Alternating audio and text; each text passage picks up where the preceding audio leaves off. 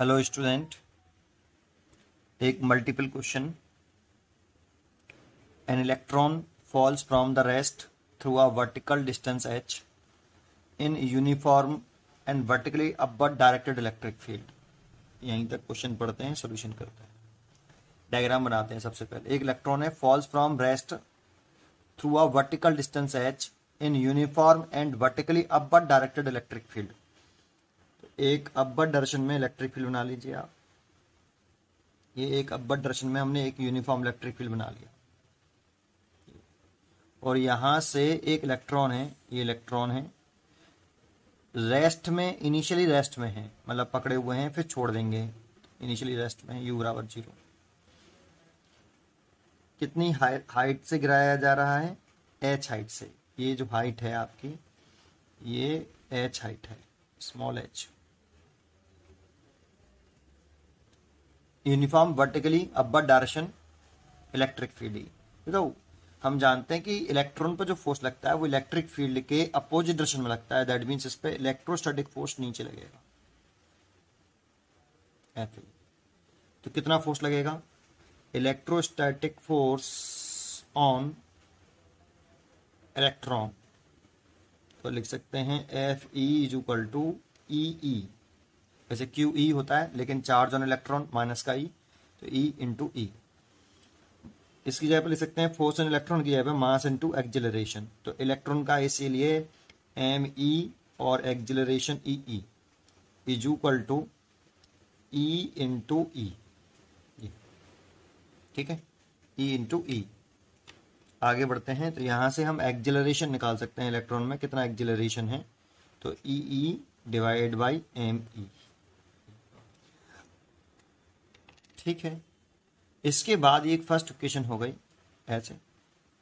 अब आगे क्या करना है आपको कि इसमें यहां से यहां तक क्या टाइम पूछ रहा है, the time of fall of the electron in comparison to the time of fall of proton. तो हमें टाइम निकालना है यहां से यहां तक, इसे कितना टाइम लगेगा, तो TE कह लेते हैं। तो इक्वेशन यूज कर रहे हैं हम। In equation S is equal to UT plus half AT²। First equation use क्यों नहीं करी? क्योंकि यहाँ पे फाइनल वेलोसिटी कितनी होगी h डिस्टेंस चलने पर, उसकी नॉलेज नहीं है क्वेश्चन में, लेकिन डिस्टेंस की नॉलेज है h, इसीलिए ये इक्वेशन यूज कर रहे हैं। s की वैल्यू हो गई h, u initial velocity 0, time TE माना तो TE plus half एक्जेलरेशन AE। Electron के लिए लिख रहे हैं तो इसलिए इलेक्ट्रॉन के लिए लिखा है फॉर इलेक्ट्रॉन, फॉर इलेक्ट्रॉन। तो ये एक्जिलरेशन की वैल्यू पुट कर दें, इलेक्ट्रॉन के एक्जिलेशन की ये वाली EE divided by ME into TE का होल स्क्वायर। यहाँ एक्जिलरेशन ड्यू टू ग्रेविटी को इग्नोर कर दिया गया है। उसका रीजन है कि जो एक्जिलरेशन है, ये वाला जो एक्जिलरेशन है वो बहुत ज्यादा होगा as compare to acceleration due to gravity. और अगर बहुत ज्यादा होगा तो आप इस G को क्या कर सकते हो, नेट एक्जिलरेशन वैसे जो आता AE प्लस G आता, लेकिन एक्जिलरेशन जो इलेक्ट्रॉन्स में है ड्यू टू इलेक्ट्रोस्टैटिक फोर्स, वो एक्जिलेशन ड्यू टू ग्रेविटी की कंपेयरिंग वेरी वेरी लार्ज होगा। इसीलिए हम एक्जिलेशन ड्यू टू ग्रेविटी को इग्नोर कर सकते हैं। तो यहाँ पर एक्जिलेशन ड्यू टू ग्रेविटी वाले एक्जिलरेशन को इग्नोर कर दिया गया है। तो H की जो वैल्यू आई, H इज इक्वल टू आया half EE over mass of electron TE का स्क्वायर। ये इक्वेशन फर्स्ट। अब यही इसी तरीके से सिमिलरली फॉर प्रोटॉन के लिए करना है। प्रोटॉन, अब क्वेश्चन पढ़िए आगे क्या कह रहा है। यहां से अगर हम क्वेश्चन रीड करें, the direction of electric field is now reversed. अगर हम इलेक्ट्रिक फील्ड की डायरेक्शन को रिवर्स कर दें, तो पहले वर्टिकली अपवर्ड थी, अब वर्टिकली डाउनवर्ड कर लें, ये E।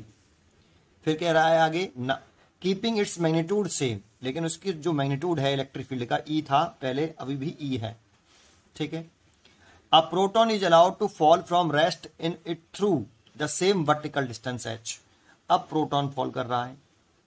प्रोटॉन देखो, इलेक्ट्रॉन पे जो चार्ज होता है वो माइनस का E, और प्रोटॉन पे जो चार्ज होता है वो प्लस का E। तो चार्ज इक्वल एंड अपोजिट है, और इसे भी इनिशियली रेस्ट से छोड़ा गया है। और ये कितनी हाइट तक से छोड़ा गया है, इसमें भी सेम हाइट से छोड़ा गया है, वर्टिकल हाइट सेम है ऐसे, ठीक है, डिस्टेंस h, ठीक है ना, through the same vertical distance h। तो इसीलिए हम ये कर सकते हैं इसमें कि इसका टाइम मैं लेट कर लेता हूं टीपी, क्योंकि the time fall of the electron in comparison to the time of fall of proton each, choice दे रखी है हमें। तो प्रोटॉन के लिए अगर सिमिलरली करेंगे तो क्या चेंज हुआ है, चार्ज चेंज नहीं हुआ, इलेक्ट्रिक फील्ड नहीं चेंज हुआ। तो सेम प्रोसेस से करिए आप, सेम प्रोसेस, बस एच की जो वैल्यू आएगी अब डायरेक्टली लिख देते हैं सिमिलरली करके, 1/2, चार्ज ऑफ प्रोटॉन सेम है, इलेक्ट्रिक फील्ड यूनिफॉर्म है ये, मास ऑफ प्रोटॉन चेंज होगा mp और टाइम चेंज होगा टीपी का स्क्वायर। सेम प्रोसेस को फॉलो करते हुए आप ये सिमिलरली कर सकते हो, ठीक है, ऐसे कर लिया। आगे इसमें हमें क्या करना है, इसमें आगे क्या करना है ये देखते हैं।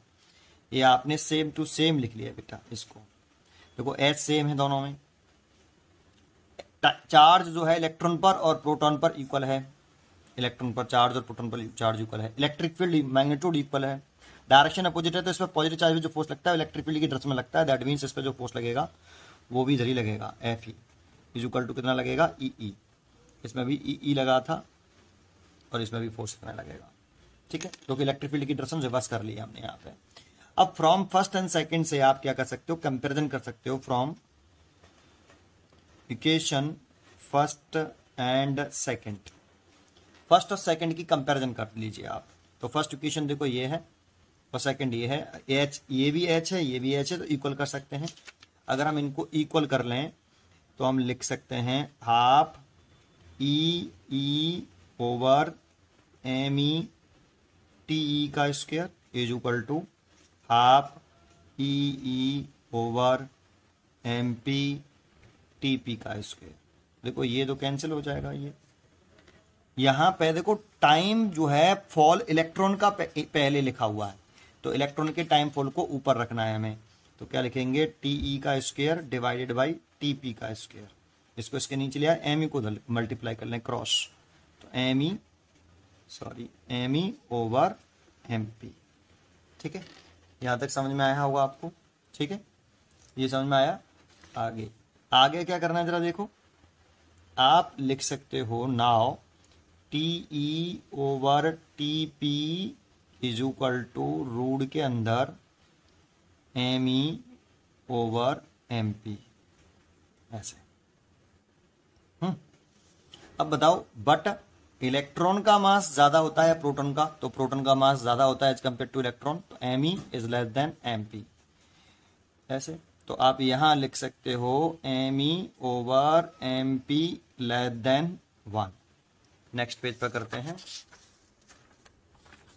यहां तक आने के बाद इसमें आगे देखते हैं अगला स्टेप इसमें क्या होगा। अब देखो इस M E by M P की वैल्यू जो है यहां से या एक स्टेप और बढ़ा लेते हैं पहले।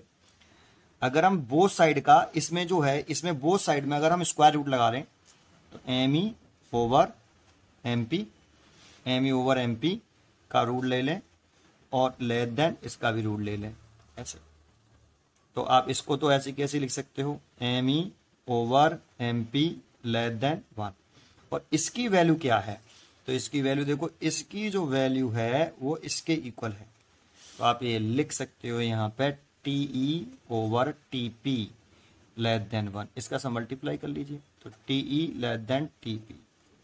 तो इलेक्ट्रॉन का जो टाइम है फॉल होने का और प्रोटॉन के टाइम के फॉल होने से कम है, तो चॉइस है कि द टाइम, हमारी जो चॉइस थी, the time of fall of the electron in comparison to the time of fall of proton is smaller, equal, तो इक्वल तो है नहीं, स्मॉलर ही है। देखो इलेक्ट्रॉन का जो टाइम है वो प्रोटॉन के कंपेयरिंग स्मॉलर आ रहा है, कम आ रहा है, देखो ये दिख रहा है, कम आ रहा है। 5 टाइम्स बिगर, तो देखो 5 टाइम्स तो पॉसिबल ही नहीं है ना, 10 टाइम्स बिगर है, पॉसिबल है, क्योंकि जो आपका टाइम है वो ये है T E over T P is equal to root के अंदर एम ई। अगर हम एम ई की वैल्यू पुट करें यहाँ पे तो अगर हम एम की वैल्यू पुट कर देते हैं तो 9.1 10 की पावर माइनस के 31, और प्रोटॉन का मास 1.67 10 की पावर माइनस के 27। क्या आपको लगता है इसको सॉल्व करके 10 या 5 आएगा? ना तो 5 आने वाला है ना 10 आने वाला है।